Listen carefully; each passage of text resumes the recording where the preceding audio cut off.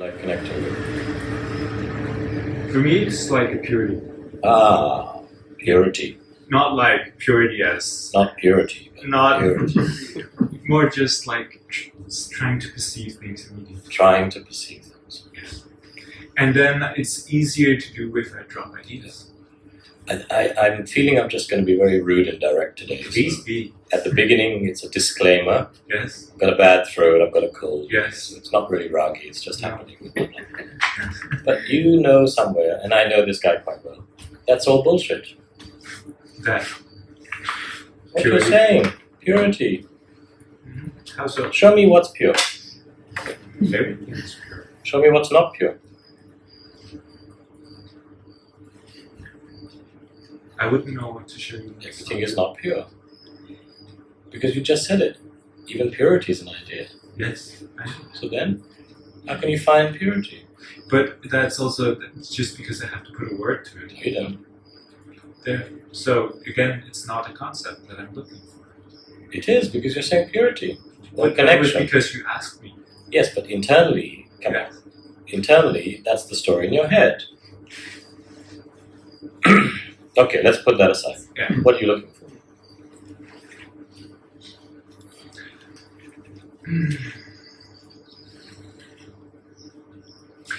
Probably, if it is something that I'm looking for, it's peace. So we can all ask ourselves, what are we looking for? Il faut tous se demander, qu'est-ce que je cherche? La paix, peace.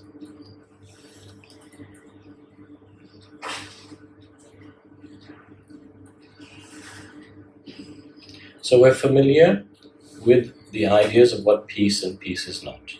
Yes? And we're familiar with so-called states of peace. There are many, many different states. Would you agree? So I imagine that's not what you're looking for.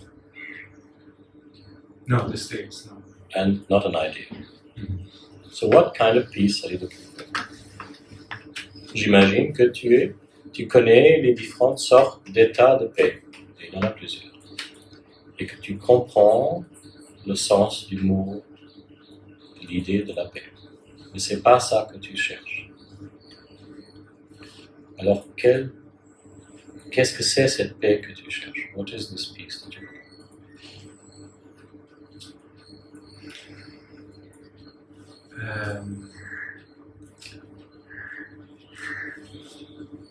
If I have to put it into words, it would be some kind of attitude of complete acceptance. Wonderful. So now drop that.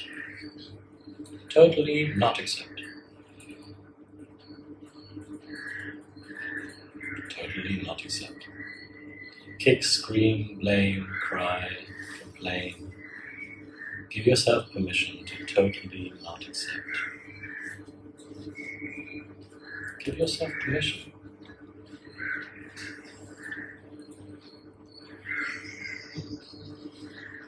It's difficult, isn't it?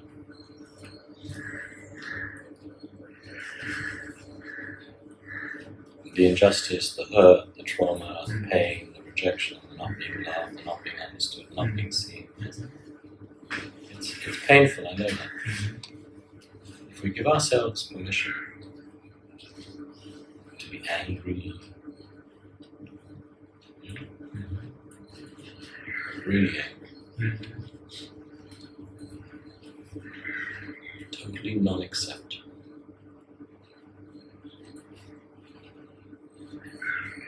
totally reject God, life.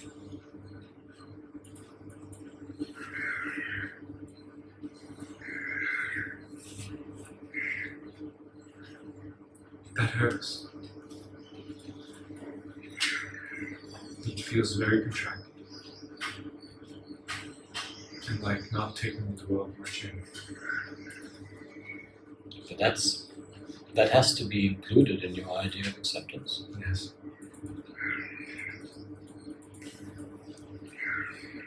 That eventually has to be included in the idea of who we are. And the understanding of what we are. And then of course the understanding of what God is, consciousness, the self is. Yes. That is included. it becomes a felt understanding. Even the pain. And it's not projected.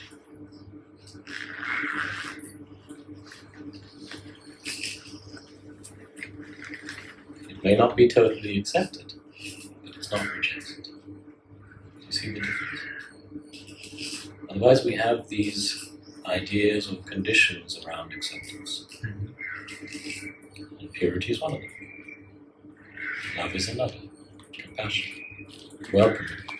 All these ideas. Where's the place for anger and hatred? Which we all feel deeply. But then, if I take it like that, it's because I actually feel the truth in that, what you said. Also, I think when you spoke about either non-dual or dual, it is the full acceptance of duality. But when the moment I accept that, because as long as I don't want that, I become separated. It becomes like a mental fight. Something in me is not arriving. And the moment also, if I'm fighting my non-acceptance, something is happening in the process, in the flow. I understand Yes. that you don't like fighting. Yes. I used to like fighting. Yes. I used to be a fighter. Yes. Competitive fighting. Judo. I used to love it. Even getting hurt sometimes.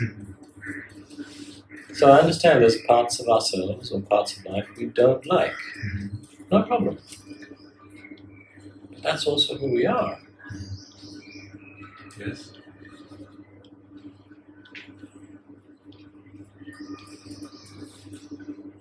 You can't just take these parts of life and leave the other parts of it. It'll continue this schism in our mind for a long time. And then it'll continue reinforcing this idea of what peace and what peace is not. Yes. And peace becomes conditional. And we're looking for a sort of a conditional peace where these things we don't like are not present or not active or not being confronted by them. Yes? That's not the peace you're looking for. So the mind very cleverly, the mind ego very cleverly, creates the idea of peace and even the understanding, I'm not looking for a conditional peace. And it's very comfortable with that. But then confronted with something we don't like in life, we're not actually totally accepting it. Because we don't like it. It's hurtful, it's harmful. No? So I'm not saying sit there and just live the pain. No. Not at all. Although some traditions advocate that. So even in Vipassana you're told to sit through the pain. And many people I know end up with terrible knee problems or circulation problems and other issues. Not talking about that. I'm talking about deeply understanding I am this pain. I am both the victim and the aggressor.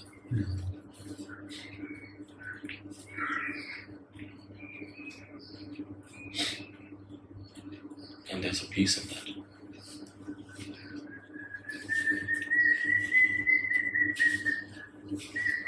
There's a peace in finally saying, damaged, broken, unloved, rejected, abandoned is also what I am. And I might be this for the whole of my life. But this is what God is. This is what the Self is. And I am also this. But I'm not just this. I'm not just this. If I'm not just this, then what am I? I am that bloody annoying bird that's been singing for about 2 weeks and waking me up every night. It's a seasonal bird. And honestly, if I had my air gun, I would shoot it. Or maybe shoot the leaf or the branch near it and try and scare it away. I don't have my air gun. But I'm also that bloody bird. I'm the dogs that bark at night. I'm this block-nose virus. I am the food that gave me diarrhea. I am the diarrhea itself. It's a strange one. When you look into the toilet and you realize, God, I'm also that. But there's a peace in that understanding. It's the peace that comes from the understanding,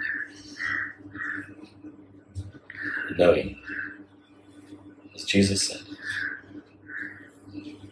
peace that surpasseth understanding, a peace that is beyond understanding. If we add the word intellectual understanding, there is a peace beyond intellectual understanding, which is available for every human being. There is a peace beyond intellectual understanding. That peace is already here. That peace is always here. Because it's not an object, state or experience or energy.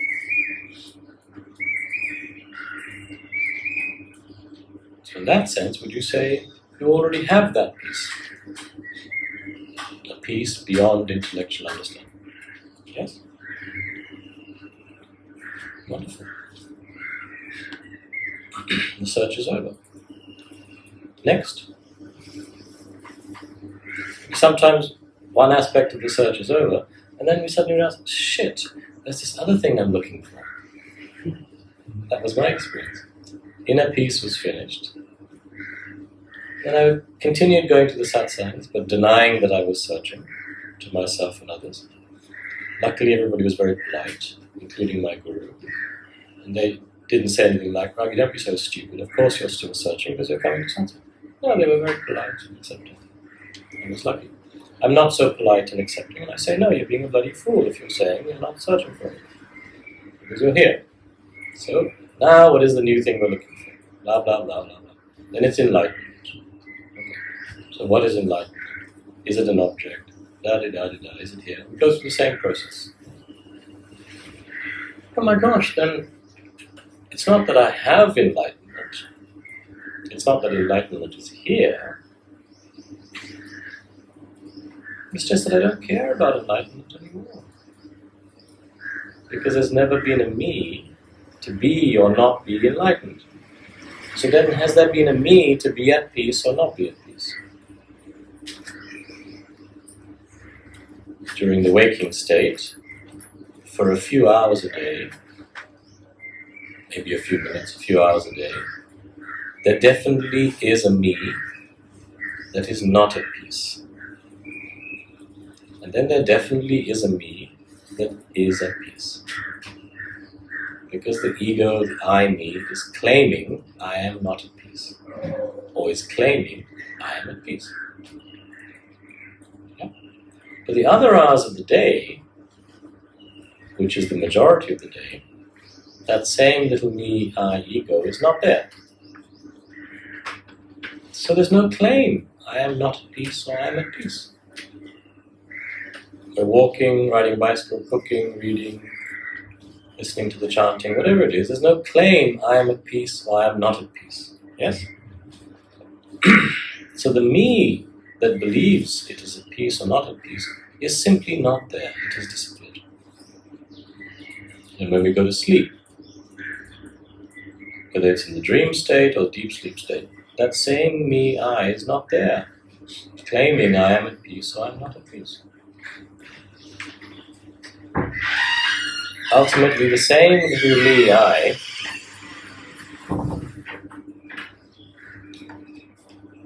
crying or laughing or crying, realizes there's never actually been this me, I.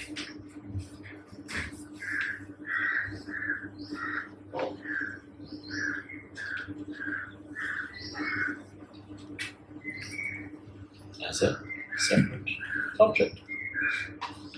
So there's nothing to claim anymore. It's impossible to claim anything as the truth.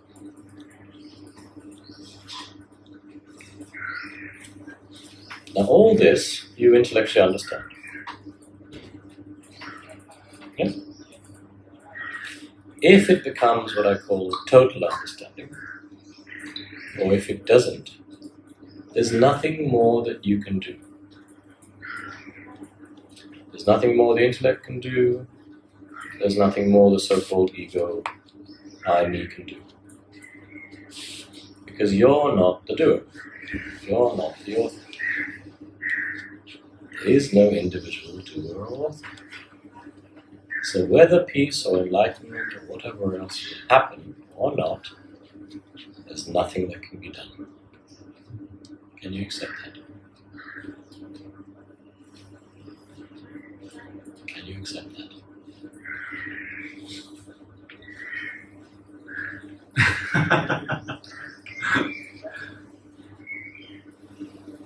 I would love to accept that. When you laughed, there was peace. Yes? True.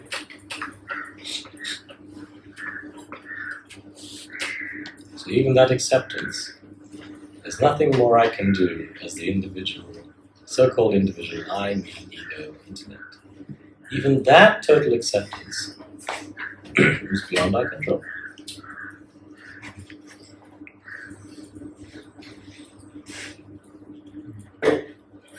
So, intellectually we understand that in this collection of concepts and pointers, this part, let's say, of the Advaita teachings, because they're so varied nowadays, and it's confusing.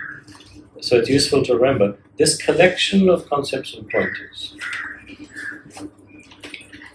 is not pointing to what we can get or not get.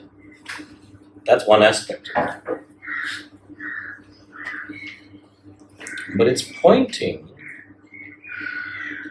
to the fact that we are not in control of getting or not getting.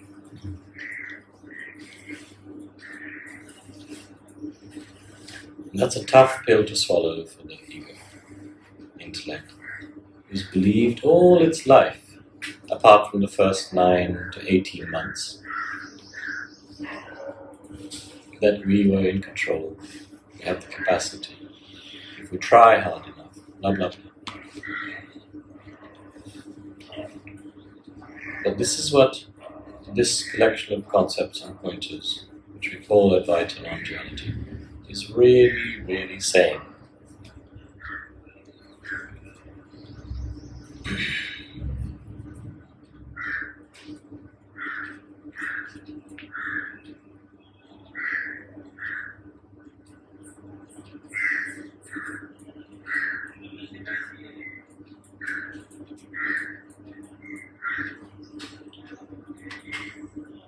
It'll happen if it's meant to happen. It'll not happen if it's not meant to happen.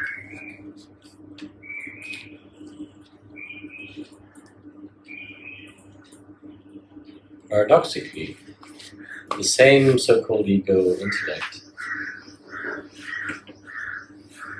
can be tickled by this idea, can laugh, can find some release, even joy. I can finally stop trying. I can finally relax.